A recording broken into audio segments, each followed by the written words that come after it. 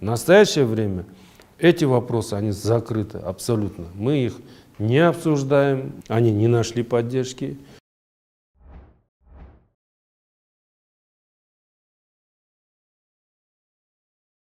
Два этих проекта, был еще третий проект, они шли одним комплексом.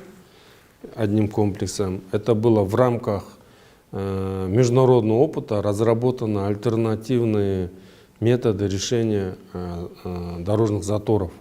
Мы предложили эти проекты, вынесли на общественное обсуждение. Я хочу отметить, что в рамках общественного обсуждения они не нашли поддержки.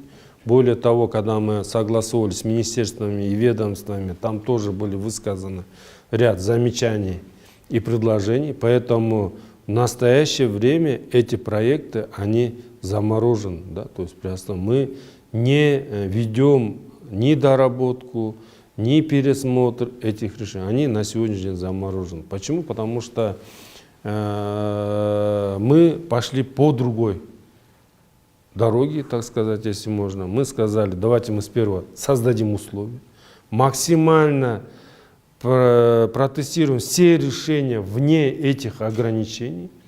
И если это даст положительные результаты, то мы будем идти именно в этом направлении.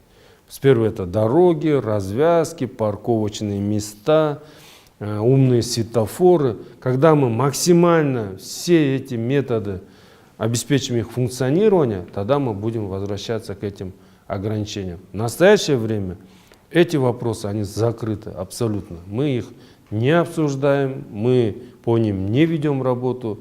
И пока мы не выполним свои, так сказать, обязательства в рамках развития города, мы к этому возвращаться не будем.